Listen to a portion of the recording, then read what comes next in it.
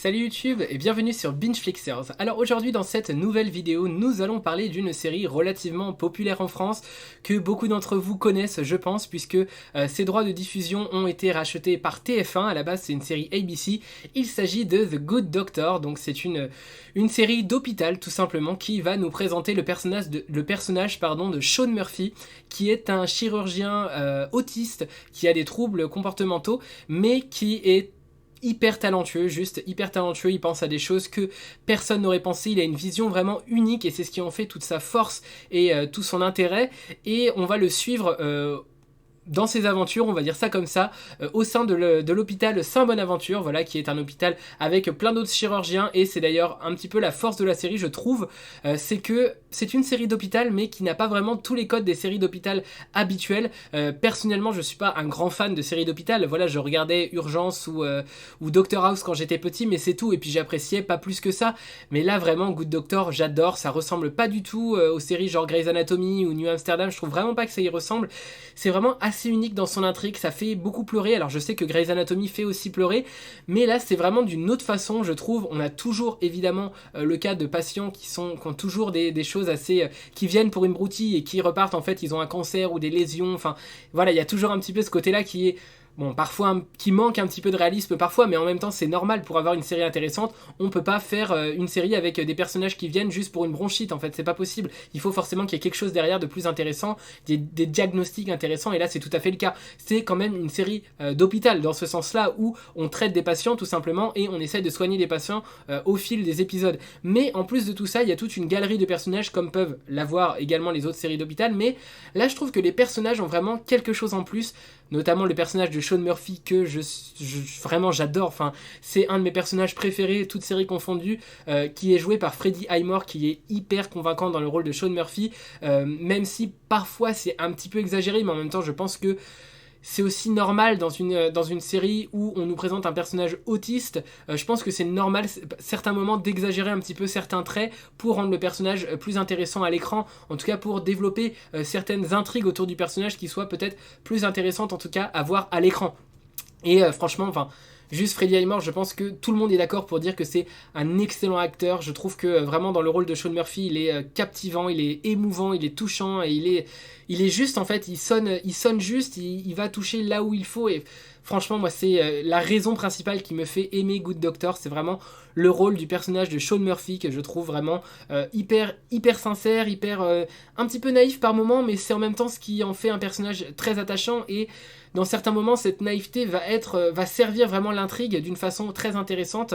En tout cas voilà, moi c'est Good Doctor, vraiment, c'est une série que j'adore, qui a une galerie de personnages assez vaste, parce que oui, c'est une série qui parle d'un personnage autiste, d'un médecin autiste, mais pas seulement aussi. C'est une série qui va s'appliquer à développer plein d'autres personnages et qui vont chacun avoir leur intrigue. Et c'est des personnages qui sont vraiment intéressants, qui sont bien développés, qu'on prend le temps de développer. Voilà, il y a, je pense notamment au personnage de Léa, qui est vraiment, c'est même pas un médecin en fait, Léa, c'est vraiment un personnage secondaire, mais qui va petit à petit prendre de l'importance au fil de ses intrigues et qui va devenir vraiment très très attachante. En tout cas, moi je trouve, c'est un personnage que j'aime beaucoup. Voilà, c'est un petit peu le love interest de Sean Murphy, mais pas seulement. Elle a aussi vraiment ses intrigues à elle, ses intrigues dans le sens où vraiment elle cherche à elle-même se comprendre, elle cherche à trouver sa place, et voilà. Il y a pas mal d'intrigues autour du couple entre Léa et Sean qui vont se mettre ensemble, qui vont se défaire, qui vont se remettre ensemble, voilà. C'est des intrigues de couple de base et on voit qu'ils ont une relation vraiment belle. En tout cas, moi je trouve que c'est vraiment deux personnages qui vont très très bien ensemble. J'espère qu'ils vont se remettre et qu'ils vont rester ensemble en tout cas, parce que je trouve que vraiment ils vont très très bien ensemble. Je trouve que Léa est probablement une des meilleures personnes que Sean pourrait avoir dans sa vie, tant c'est une personne qui a beaucoup d'acceptation, enfin qui est très ouverte, qui accepte bien les choses, qui n'hésite pas à faire des efforts pour le bien-être de ses amis et pour le bien-être de ses proches tout simplement. Et voilà, je trouve que c'est vraiment un bon personnage qui pour autant ne va pas non plus tout faire pour faciliter à fond la vie de Sean. Elle a aussi envie que Sean se dépasse à certains moments et voilà, juste je trouve que leur relation est très belle et c'est assez rare d'avoir une relation aussi développée, mais pas d'une... Enfin, c'est pas vraiment une relation d'amour bébête en fait, c'est vraiment... Je trouve que la relation d'amour est très très bien développée entre Sean et Léa et c'est vraiment intéressant d'avoir ça dans une série d'hôpital. Et puis il y a plein d'autres personnages qui sont développés, notamment avec cette saison 5 on a pas mal d'ajouts de nouveaux personnages. Alors il faut savoir que moi personnellement La saison 4 de Good Doctor est une saison que j'avais un petit peu moins appréciée, donc j'étais un petit peu dubitatif à l'idée de commencer la saison 5. C'est vrai qu'on sortait d'une saison 4 où déjà ça parlait de la crise du Covid. C'est pas forcément un sujet que j'avais envie de voir en série, mais bon, j'ai quand même regardé pour ces personnages parce que voilà, Good Doctor c'est vraiment une série qui est portée par ces personnages, qui a vraiment beaucoup de personnages hyper captivants, hyper attachants, donc j'ai quand même regardé la saison 4 grâce à ces personnages. Elle est quand même vraiment portée, cette saison 4, par ces personnages et par pas mal d'intrigues qui sont aussi intéressantes. Je vais pas spoil non plus ce qui se passe, mais comme je vous dis, voilà, ça parle un petit peu de Covid dans les premiers épisodes, ça va être un petit peu difficile à gérer pour le personnage de Sean Murphy, voilà, qui a pas mal de mal à se faire à ça parce que c'est pas mal de choses qui changent. Il y a des diagnostics qu'il faut revoir. Il y a des nouvelles choses qu'il faut assimiler, qu'il faut comprendre, et c'est pas toujours évident. Et puis, en plus de ça, il y a toute une intrigue autour du couple de Sean et Léa qui ne vont pas forcément très bien. Enfin voilà, c'est un petit peu difficile. Ils vont avoir des problèmes de communication, et ça, je trouve que c'est un problème qui est assez... qui a tendance à pas mal revenir au sein de leur couple, c'est des soucis de communication. Ils ont parfois un petit peu de mal à communiquer, mais c'est en ça aussi qu'on voit qu'ils ont une relation assez saine, c'est qu'ils essayent toujours d'en sortir plus fort tous les deux et de s'entraider pour réussir à trouver les solutions qu'il faut. Alors Sean, il va avoir tendance à essayer de trouver les solutions toujours de manière assez drôle parce que il parle totalement ouvertement de tous ses soucis de couple à ses collègues médecins, mais parfois c'est assez drôle parce qu'il a tendance à révéler des choses très privées. Mais voilà, c'est toujours tourné un petit peu en dérision, c'est toujours monté d'une façon très bienveillante, et c'est ça aussi qui fait la force de cette série, c'est que tous les personnages sont assez bienveillants les uns envers les autres, la plupart du temps, même s'il y a certaines intrigues où justement c'est pas le cas, mais globalement on peut dire que c'est une série qui est quand même assez bienveillante, et dans cette saison 4 en tout cas ça transpirait un petit peu plus que dans les autres saisons, j'ai trouvé. Même si voilà, j'ai trouvé que les intrigues étaient un petit peu moins bonnes. C'est pareil, à la fin de la saison 4, on part au Guatemala. D'ailleurs, il y a un de mes personnages en saison 5, un de mes personnages préférés de Good Doctor qui disparaît en saison 5, je ne vais pas vous dire lequel c'est, mais peut-être que cette intrigue autour du Guatemala était là pour amener au départ de ce personnage qui m'a un petit peu peiné, j'avoue, quand j'ai vu que dans la saison 5 il n'était pas présent. Voilà, j'étais un petit peu peiné parce que c'est mon personnage préféré de la série. Je ne vais pas vous dire de qui il s'agit pour pas vous spoil, mais si vous écoutez attentivement cette vidéo, je pense que vous comprendrez de qui je veux parler, voilà. Mais il y avait aussi voilà, le fait que ce personnage ne soit plus là. J'étais un petit peu réticent à l'idée de commencer la saison 5. Et puis non, finalement, la saison 5, comme toutes les saisons précédentes, nous captive dès le début avec sa galerie de personnages qui est vraiment hyper intéressante. Là, la saison 5 est plutôt centrée sur l'évolution. Il faut savoir que c'est une série où les personnages évoluent pas mal. En termes de grade notamment, c'est principalement le cas dans cette saison 5 où on voit le personnage de Sean Murphy qui va être un peu mis sur un piédestal à certains moments, mais qui va aussi se questionner sur son rôle au sein de l'hôpital. Il y a pas mal un questionnement interne au sein de son rôle au sein de l'hôpital.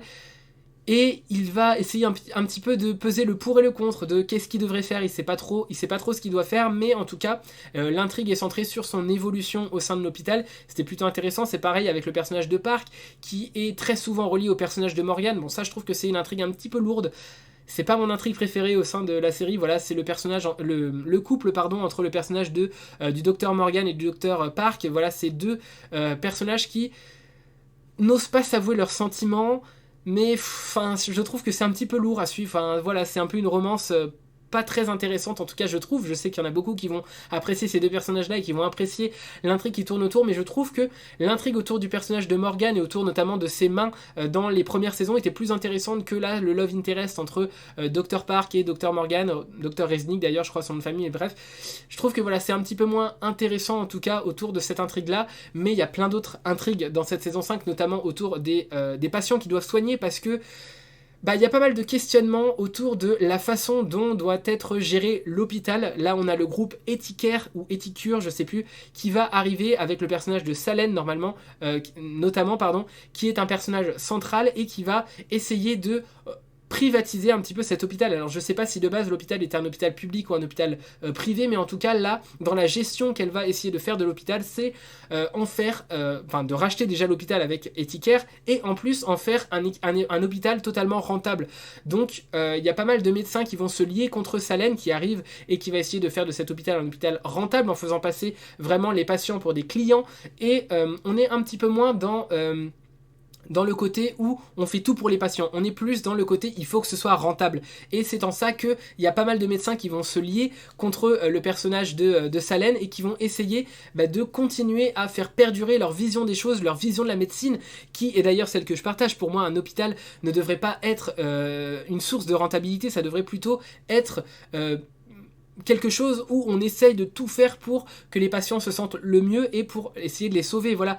Mais il y a toute une intrigue voilà, autour de cette saison 5, autour du rachat de l'hôpital Saint-Bonaventure et du conflit qu'il peut y avoir entre d'un côté Etiquer et Salène et de l'autre côté les médecins qui vont un petit peu se lier contre eux.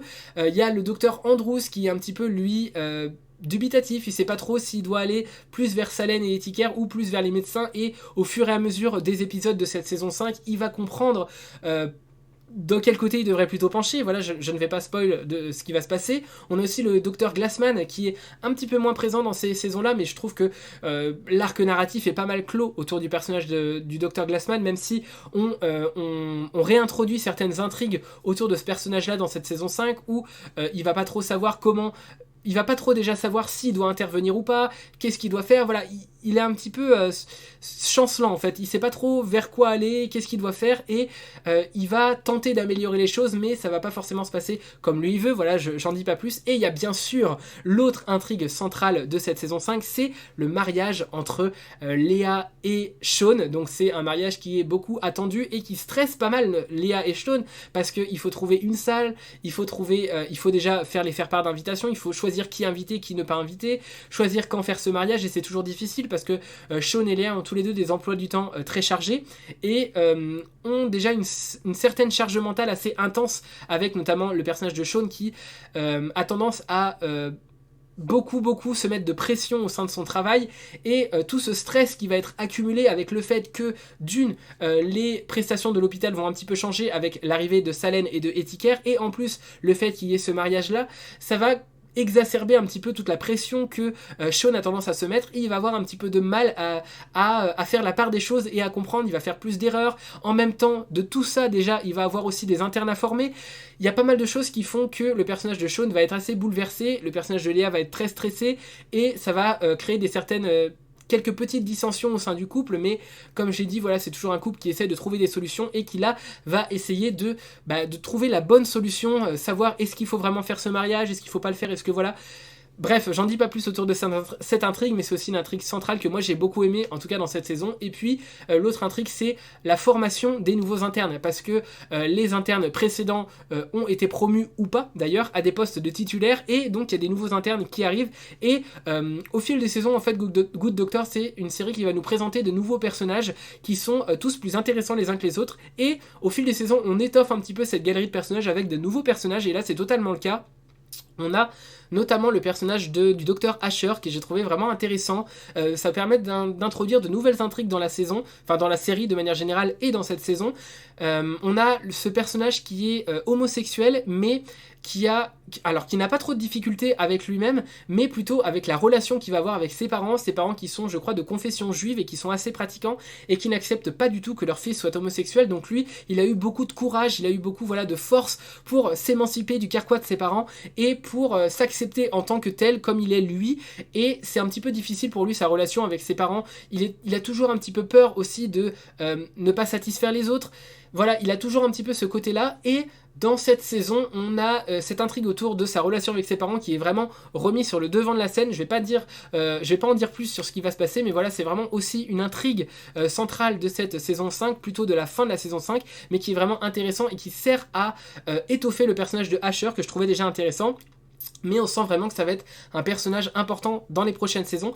Pareil, mon ajout préféré de cette saison 5, un personnage que j'adore déjà, c'est le personnage du Dr Jordan, qui est vraiment une femme forte, une femme hyper intelligente, qui est parfois tiraillée entre le fait de faire le mieux...